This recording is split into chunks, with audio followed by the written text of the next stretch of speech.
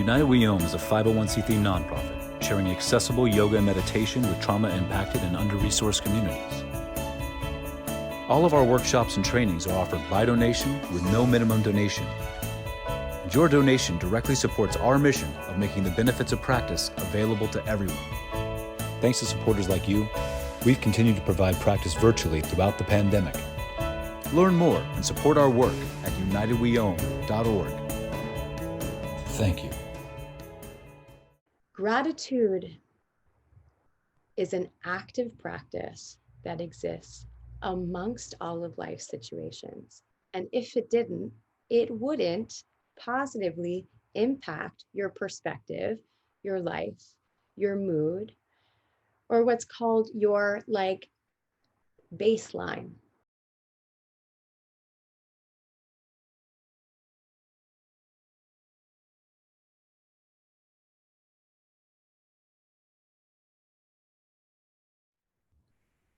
Hello, everybody.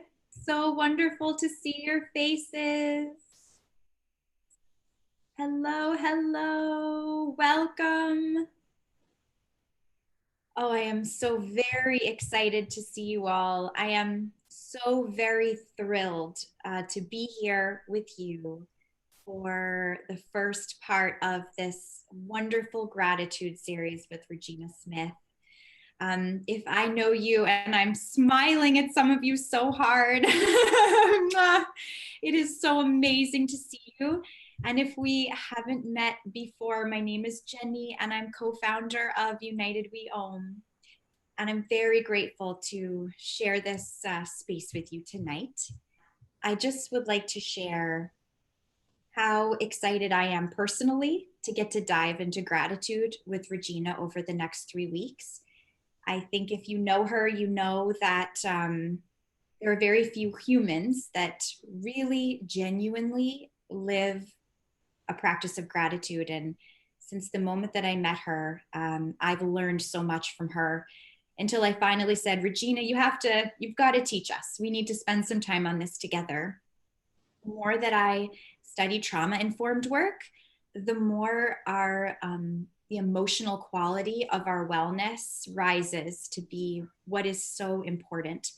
And especially in this moment in our lives, for those of you in a time capsule, pandemic, election, now is a moment that I want to be here with her and you doing this work. So without further ado, United We Om board member, teacher, founder of amazing Gritty Buddha community, Regina Smith. I am overwhelmed and overcome. There are some faces on this screen. My heart's beating really fast to see each of you. And it would be inauthentic if I didn't acknowledge that, because even those of us who spend our days speaking before people feel a rush of nerves and excitement, and responsibility and fright to present what we have to say in a way that is relevant and meaningful for the people before them. So I am sweating a little bit and my heart is beating, and it's worth a mention because you're really special and you evoke that. I can't even tell you how cool it was when Jenny tapped me on the shoulder, in part because I'm emotionally and creatively drained right now. Is anyone else emotionally and creatively drained right now? Like, you can give a amen. There's a woman in my church who goes, that's good, from like the top rafters, and I still can hear her voice. So feel free to clap, thumbs up. We're emotionally and creatively drained right now. So I want to say thank you to Jenny and Matt for directing me, for saying, please offer this. It did two things. It made me step up to the plate for an organization I love very much. And it made me sit in the reminder that there's a lot of good, and I have a lot to say about a lot of good. and I have a lot to say about the things that aren't so good. So first thing I'll ask, this is just a way to engage and to bring us all together. Open up your chat bar and drop a line about why you were inspired to show up tonight, please. And we'll take like 60 seconds. And I won't sing the Jeopardy song.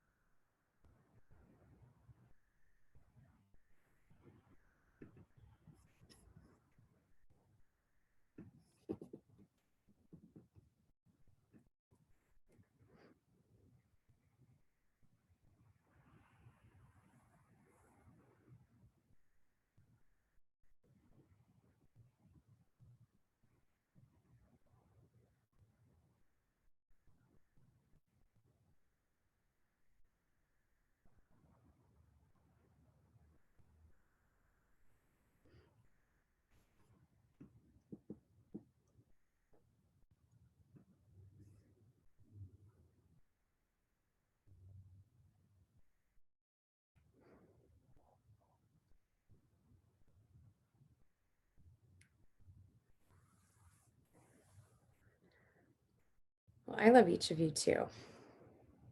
Community and love and inspiration and a dose.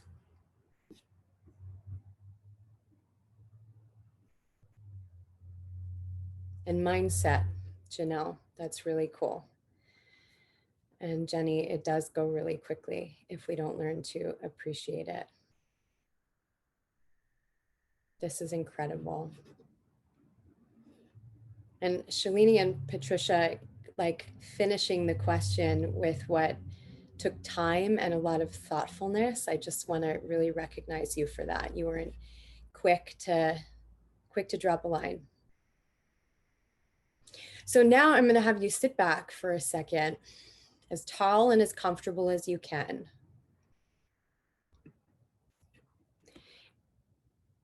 You don't have to force your eyes shut, but if you can take a moment, they might close anyway.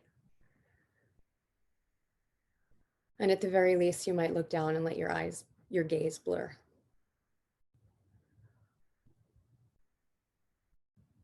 You know, I love that the word vitals, like check your vitals or check your life signs. And the word vita means life, right? Sarah Murray is a nurse. You're checking vitals all the time. Your vitals include your pulse, your heart rate,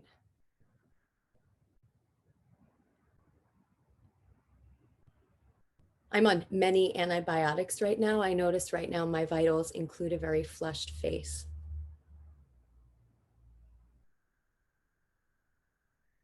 Your vitals might include tension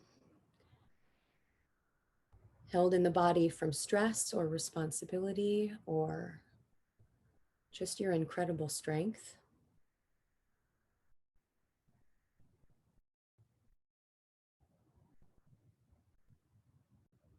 Check your vitals. Be really honest with yourself right now.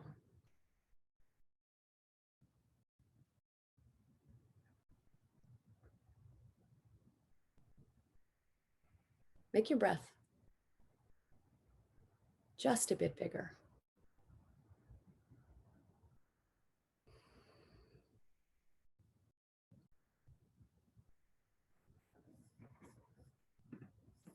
You just shared the reason you were drawn, you were moved to show up tonight.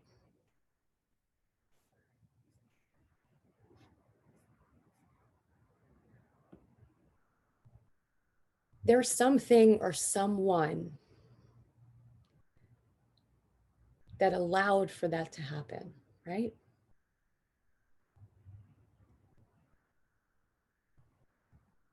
Over the course of the next few breaths, acknowledge that something or someone with appreciation.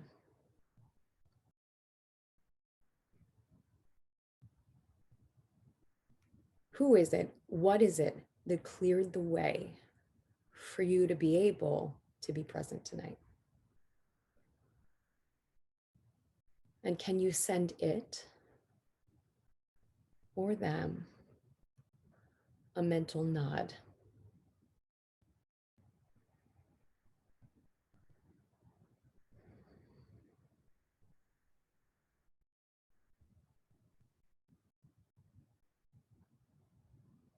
And as you say this internal thanks,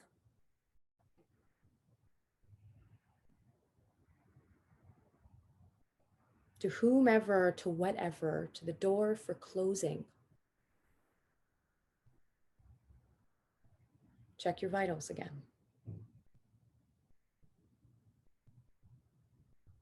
Notice how you feel.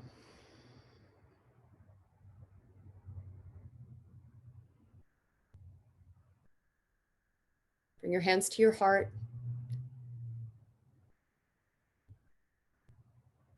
Bow your head to close this. And when you're ready, and only when you are ready, the hands drop, the head lifts, you'll open your eyes.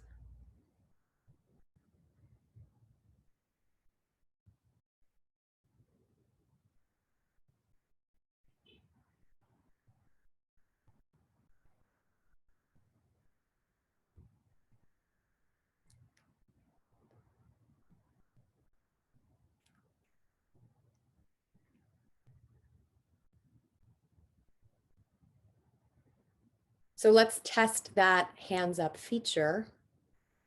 If you're willing, and it doesn't have to be everyone, throw a hand up and share a few words on that little micro experience.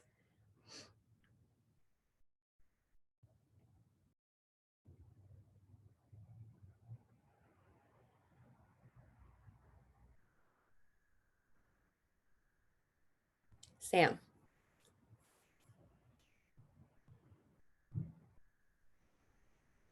You know, I'm not great with silence. I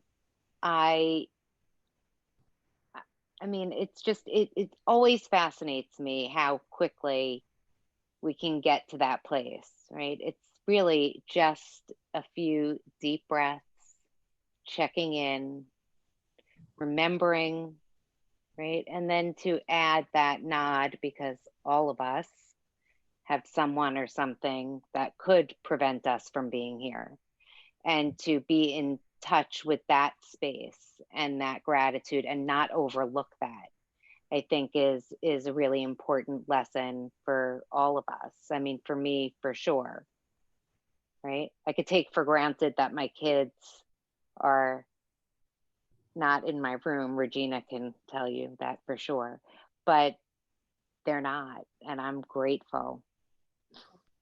Thanks, Sam. You're Patricia. welcome.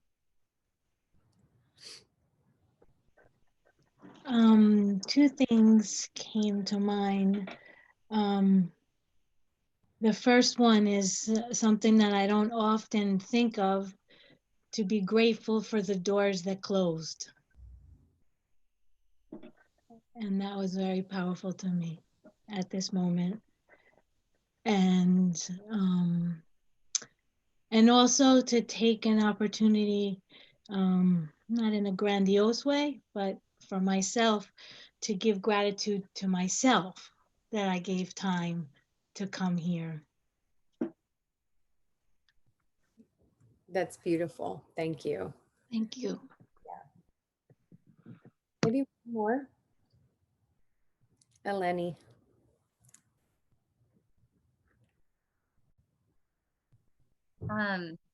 For me, I think I had a realization of that I haven't really given that energy of gratitude to that person that allowed me to be here tonight. And it's almost like a connection with them, even though they're not here. So it was like, that was like super powerful for me, because I feel like you can be around somebody and not feel connected. And then like in that moment of gratitude, I just felt super connected with them. So Thank you. Anyone else?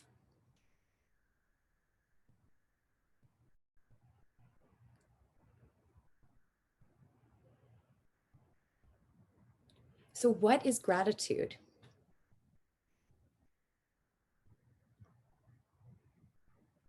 Right? What is gratitude? Because it's like really big, and sometimes when it's spoken about can feel a little fluffy,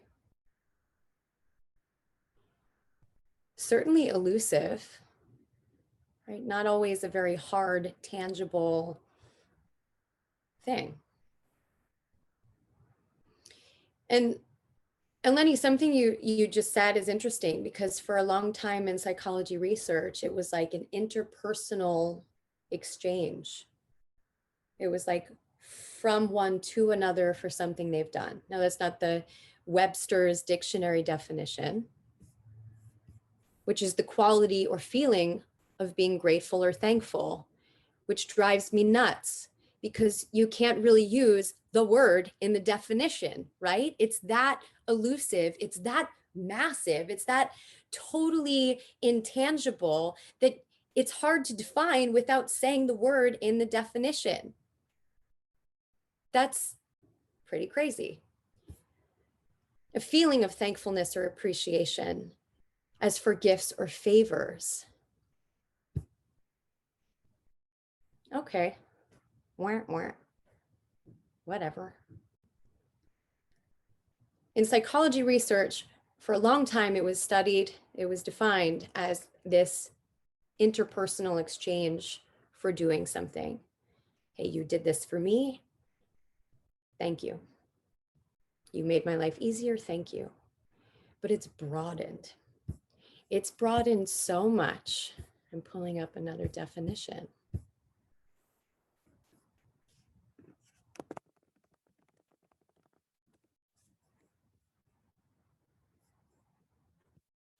I'll find it in a second. I have so many definitions up before me.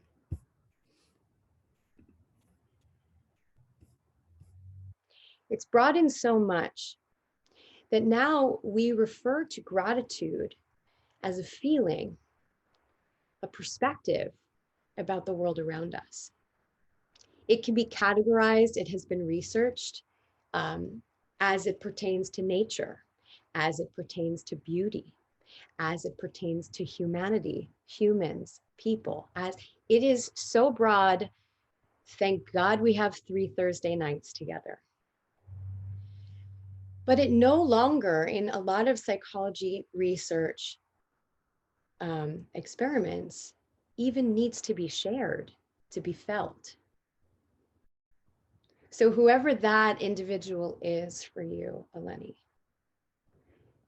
you feel connected whether you tell them or not, whether they're in the room with you or not.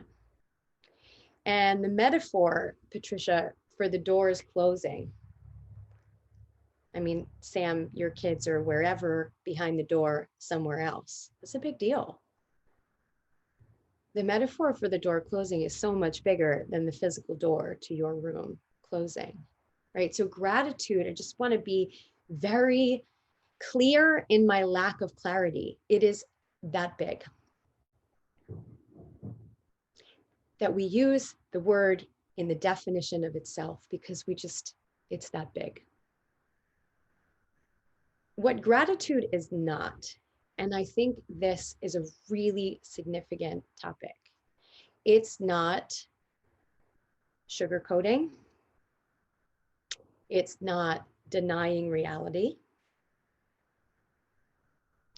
It's not the silver lining on all things. It's not, as we say when I used to live in the UK, lipstick on a pig. Although what we'll realize by the end of our time together is it probably is all of those things, except it's not. Okay, gratitude is rooted in reality.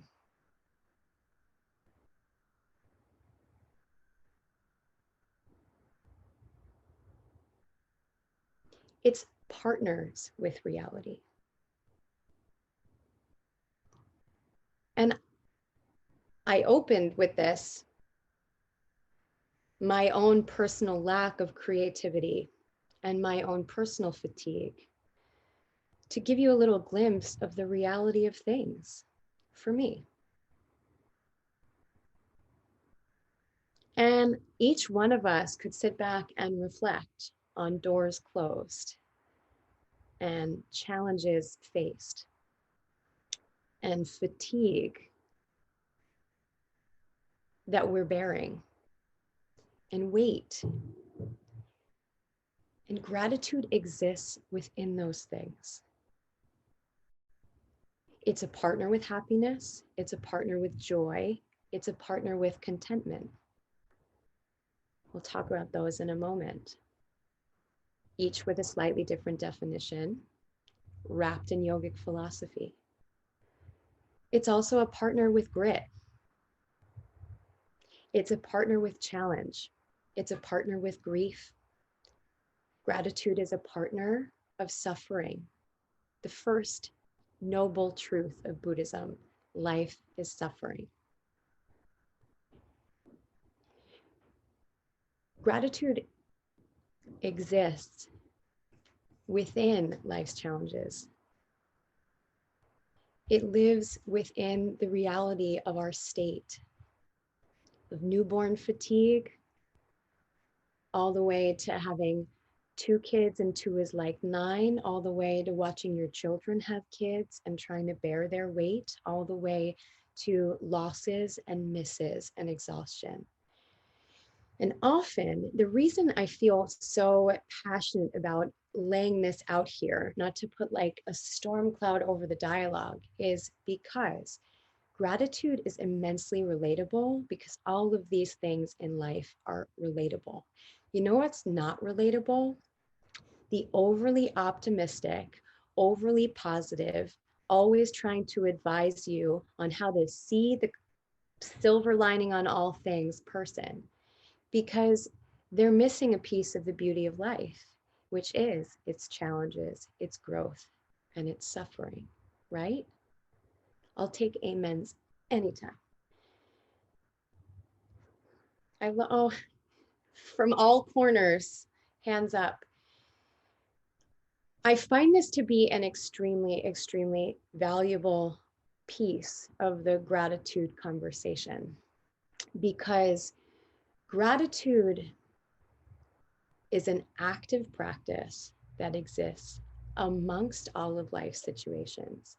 And if it didn't, it wouldn't positively impact your perspective, your life, your mood, or what's called your like baseline, or I call it your baseline, or your level of happiness, your level of being able to see the good in the world around you, even in the state of the world.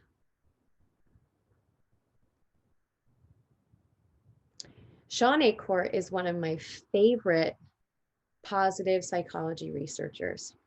He's totally hysterical, and he talks about rational optimism. Rational optimism, seeing the reality of the world and still being able to see the brightest perspective of that reality. Are you cool if we watch like 3 minutes of one of his, it's a little clip.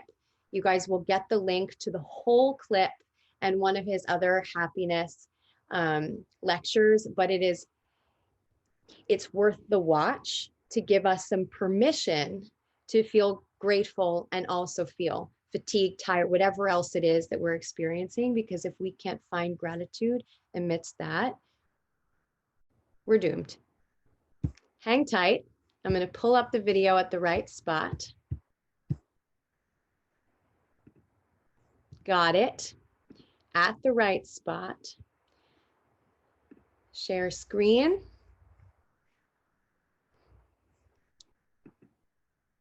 Jenny, do I have to share sound also? No? All right, here we go. Let's see if this works. He's fast talking. See if you can keep up. And happiness is exactly the problem. Because as soon as we start talking about happiness, we think we have to be blind to the suffering we see people experiencing in this world. We have to be blind to the fact that we're caring for aging parents or for sick children, blind to the fact that our lives might have not have ended up like we expected them to. But it turns out if you research it, ignorance leads directly away from bliss. What I want to talk about is the exact opposite. Last year, I got the privilege to go out and speak to a group of CEOs of top software companies. All software companies are leading this technological revolution we're living through. And afterwards, one of the CEOs of the top companies offered to drive me to the airport to talk about how we could cascade this research out throughout his entire company using these digital interventions, which I was so excited about. That's how you scale this information. So I got into this guy's really nice sports car, put on my seatbelt. He got on the other side, immediately started talking to me about how they've been growing so quickly, their stress levels have been rising. And while he was speeding towards the airport, that little bell was going off in his car, the seatbelt bell, and eventually it stopped going off. It got tired. And I turned to him, I said, you don't wear seatbelts? He said, no, Sean, I listened to your talk. I love your research. I'm an optimist. I was like, oh no. No, you're an idiot. But I'd love to work with you. Optimism. Optimism is great for a lot of things, but it doesn't stop cars from hitting us. It doesn't stop reality from impinging upon us. That's irrational optimism. If we sugarcoat the present, we make poor decisions for the future. What I want to talk about exactly exemplifies why you've come here. It's rational optimism. Rational optimism starts with realism, but you maintain the belief that your behavior matters if linked to the right people. Rational optimism starts with realism, but maintains the belief that your behavior matters if linked to the right people. The reason that's important is it allows you to see the problems you need to fix and also not sugarcoat the world, but at the same time, as you see those problems, you don't think that they're permanent and pervasive, they're fixable. When you do that, people not only start believing in your vision, they actually start believing in your leadership as well. And Okay.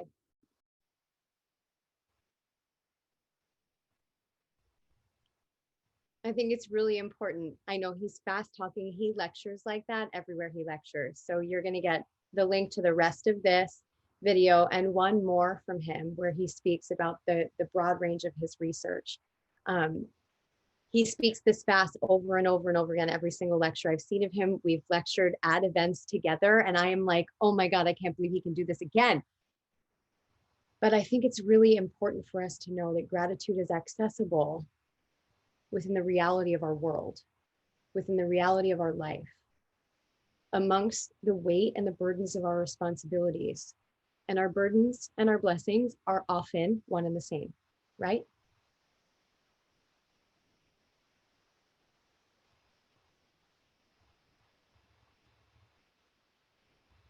Okay. So let's talk about those couple things that gratitude partners with for a few moments. Empathy. What is empathy? Empathy is understanding. Empathy is aiming to be in a state without judgment. Empathy is patience. Gratitude exists in partnership with empathy.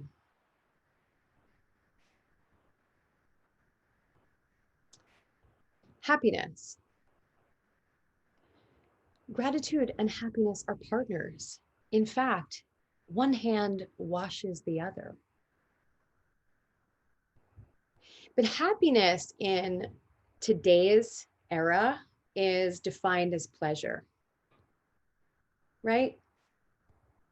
Oh, I'm so happy momentarily because something went in my favor.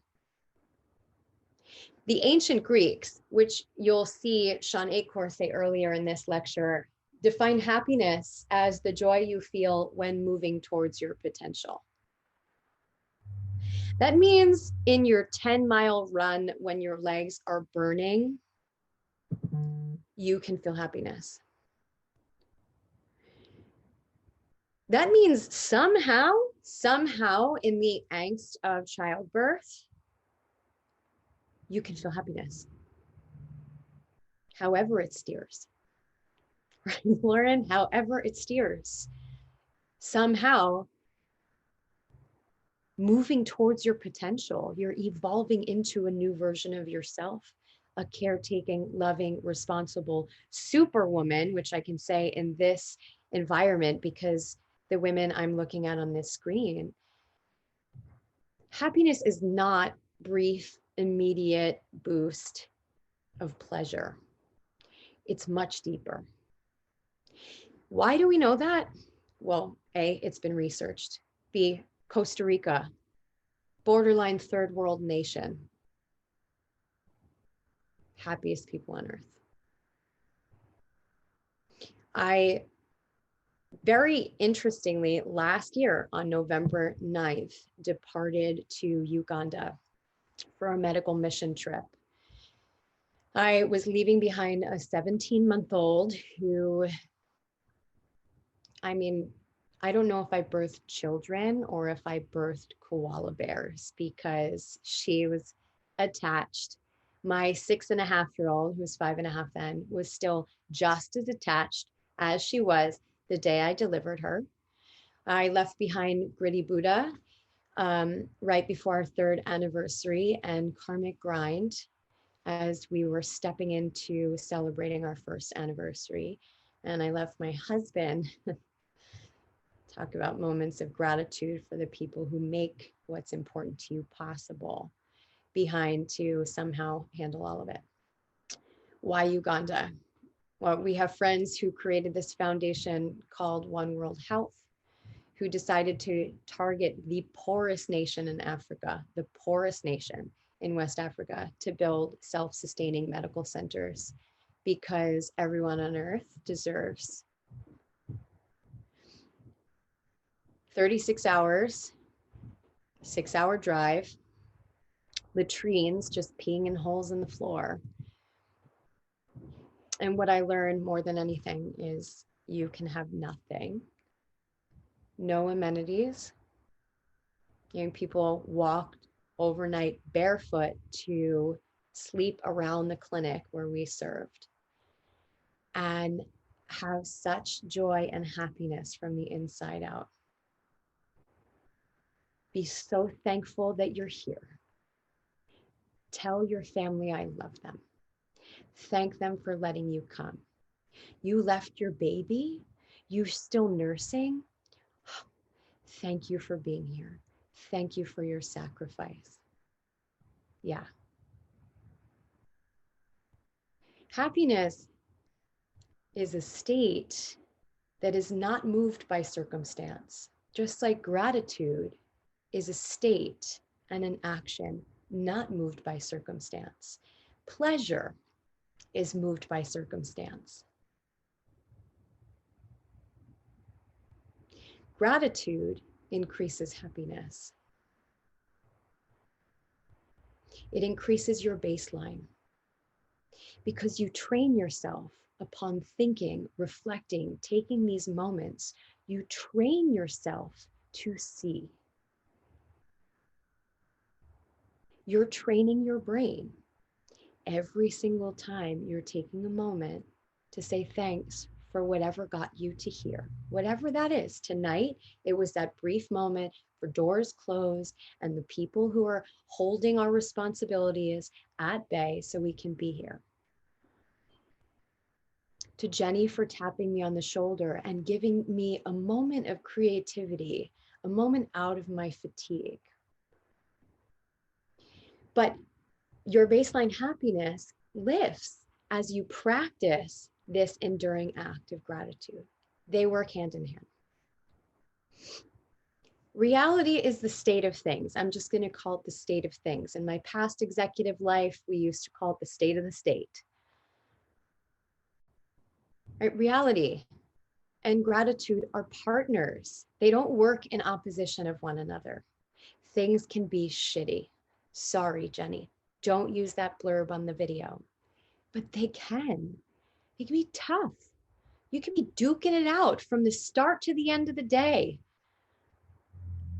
Not every day is full of bunnies hopping around your yard. And by yard, I might mean your physical yard. I might just mean your head. That doesn't have to deter your level or your active practice of gratitude. It's actually been shown that a good 50% of your perspective, how you see the world, how you see yourself. In fact, I love the definition of perspective. It is a particular attitude toward or way of regarding something, a point of view, or my favorite definition, a true understanding of the relative importance of things, a sense of proportion, perspective. Your perspective, how you see things relative to the other things, the priorities in your life, is elevated as you train your brain to take moments and see what you're thankful for. See what allows you to be, to exist, to learn, to get where you are. So, worth mentioning that gratitude and reality are partners.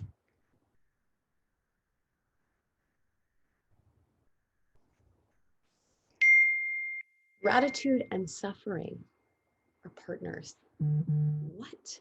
That just sounds so not even possible, right?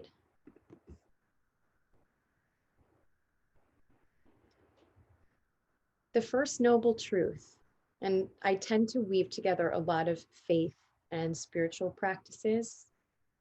If you took the titles off of most of them, you'd probably boil down to the same 10 things. Just disclaimer, yogic philosophy, Buddhist philosophy are not the same, but they actually have a lot of similar titles. And by Thanksgiving, or by prayer and petition, give thanks in all things is even a Bible verse. Thanks in all situations, in all circumstances. And sometimes life is like hard and we suffer. The Buddha said, life is suffering. Gratitude exists within that, partners with that, to lift us to new states, new points of view, even about the situations that we suffer within. Am I making sense? Questions, comments so far? Eleni.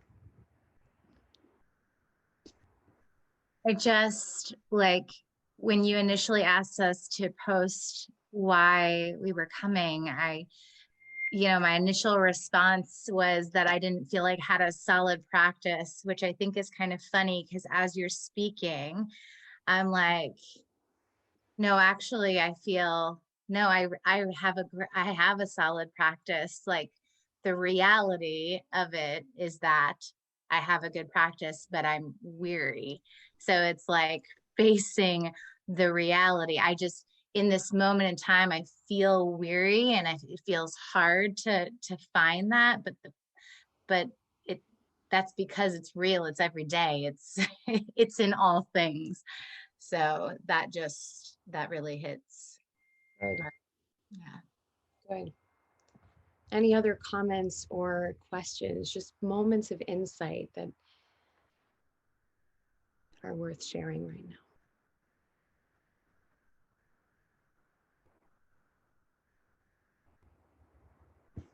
Yeah, boom. As a partner with reality, Jenny, seriously.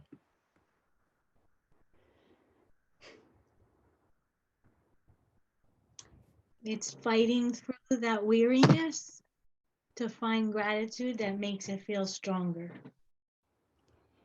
Which I love that you use those words, because the next thing on the list, gratitude is a partner with grit. And in some ways, grit can feel like the fighting through. Okay, the way grit was researched, here it's right here, by Angela Duckworth, her definition in the world of positive psychology and psychology research is like passion and perseverance over time towards a long-term goal, towards an outcome. the claim of her research is that grit is a way more important quality to have in you and to sharpen in you than talent. And sometimes grit, because it's the long haul, it's like over, under, through obstacles, feels like the fighting through, right? Patricia, you just said the fighting through the weariness. It's not the easy, passive path. Now, here's the thing, my disclaimer earlier that what gratitude is not, it is not the quick fix, and it is not lipstick on a pig, and it's not always the silver lining. And yet, that was like a 2.5-minute exercise that shifted us, that literally shifted our vitals, our state of being, and all of our life signs. How fast, how deep we're breathing, how much we're thinking, how hard our heart is beating. Are we sweating? Yes, I am. Right? All your vitals, these signs that you're alive, were shifted in a matter of 2.5 minutes.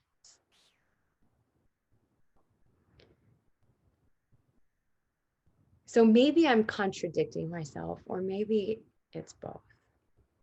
But gratitude is a partner with grit. It helps you look at the closed doors, Patricia, the obstacles, through a new lens. 2 days after I turned 18, I was a passenger in a car accident. I had to leave my scholarships to college. I went into physical therapy 3 days a week, 4 knee surgeries, 6 years of recovery before I could very freely run upstairs and be mobile again. And that was like defying all odds. It was straight suffering. It was a total unexpected detour. It was immensely challenging. It opened up every step since. And because of that accident, I get to be here, inspired by you tonight. It was 6 years of recovery, but it will be a lifelong challenge. I just have this marker in my life where I stopped going to physical therapy post surgeries, not where I was deemed I'll never feel this again.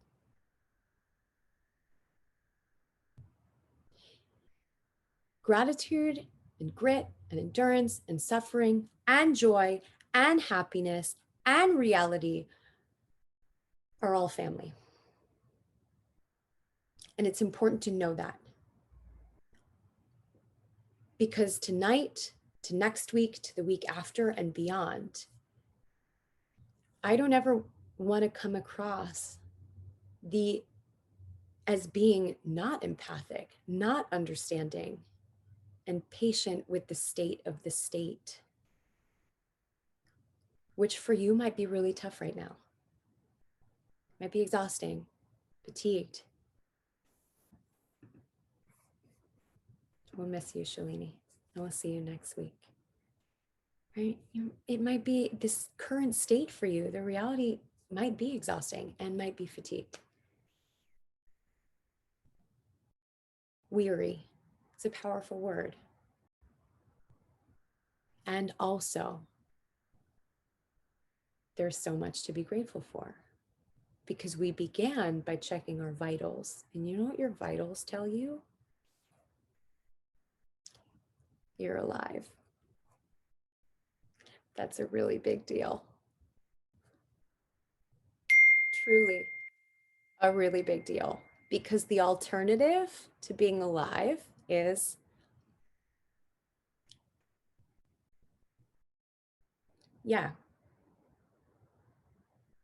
Yep.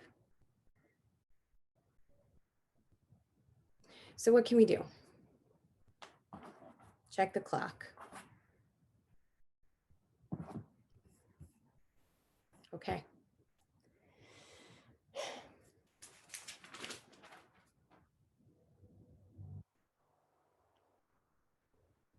first thing we're going to do is drop back into meditation. This is called the 3 blessings exercise. This 3 blessings exercise was created by Martin Seligman, good old Marty, who is credited with being the founding scientist and researcher behind the positive psychology movement. For a long time, this is just a little asterisk, for a long time, psychology was really the study of imbalances,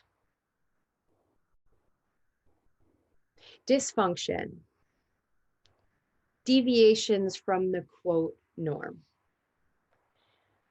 Positive psychology this movement began when scientists and researchers and psychologists started saying, but wait a second, there's another side to that side that includes fulfillment, that includes perseverance, that includes, what do the Greeks say?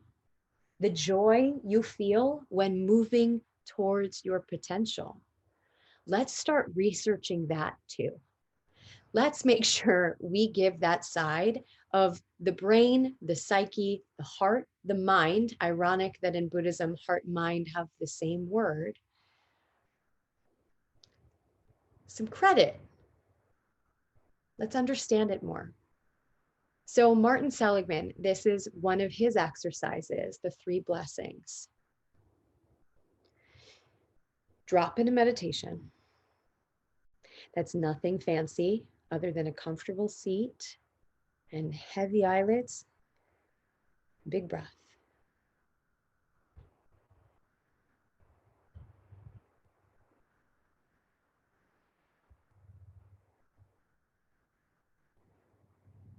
You're just going to think for a moment, really think, really search your brain and think.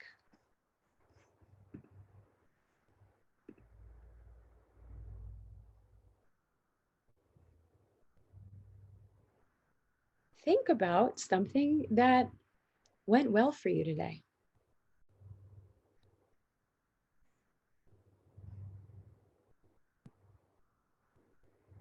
Something that worked in your favor.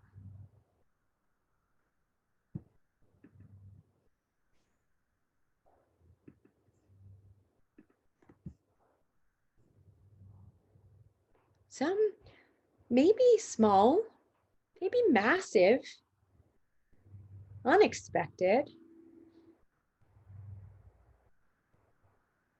blessing.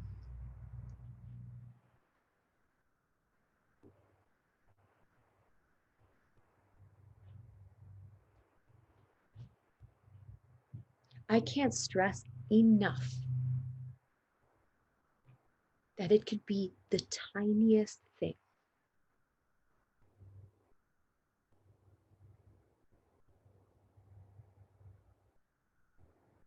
Your brain doesn't discriminate, doesn't distinguish between the massive and the minutia. It is just learning to see a blessing. You are training it to see a blessing. Something that worked in your favor, that worked out for you.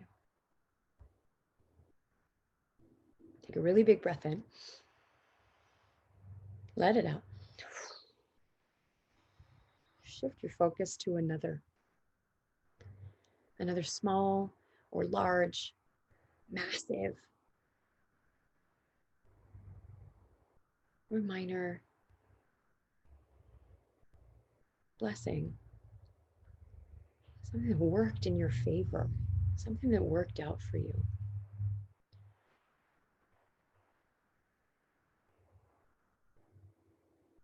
Even an internal nod, I see you. I see you. I see that you happened.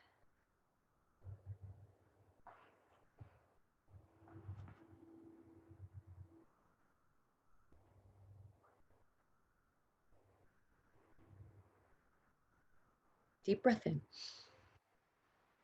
Let it out. And just shift your attention, seek out one more, scan through your day for one major or minor moment that happened, that occurred, something someone did for you, something you did for yourself that's worked for you.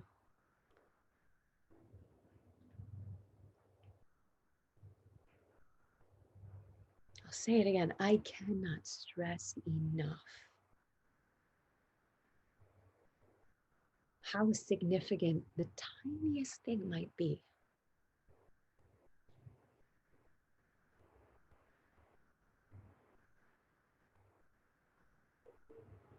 Just give it a nod. Hey, I see you. I see you happened in my favor in some way.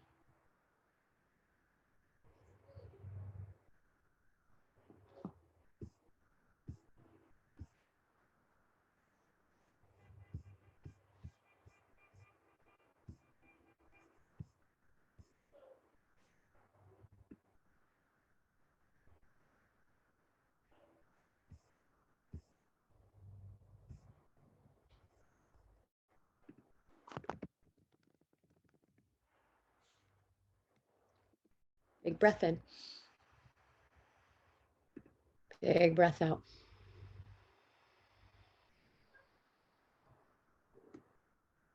Hands to heart. Bow your head. And in time, you'll release your hands. You'll lift your chin. You'll lift your eyelids. And we'll come back together.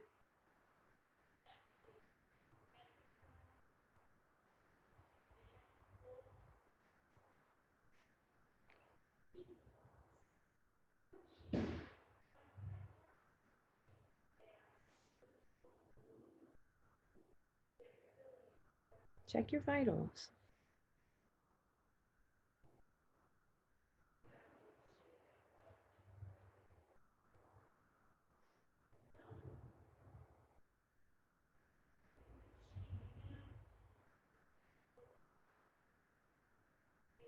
I'll open up one or two shares, whether that's in the chat bar or you want to unmute.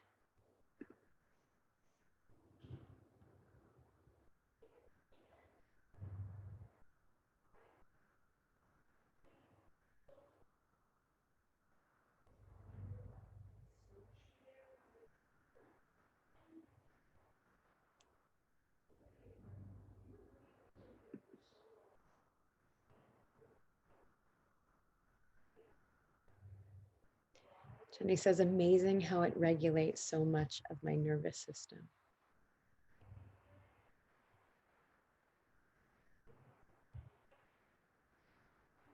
To recap, gratitude is so immense.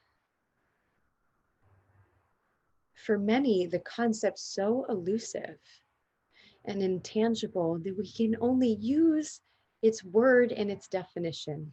Gratitude is feeling grateful. Maybe it's full of great. Thanks, Sarah. But it's so immense. It's not a quick fix. It's not lipstick on a pig. It's not trying to paint toxic positivity all over your life and ignore the things that are hard. That's cruel.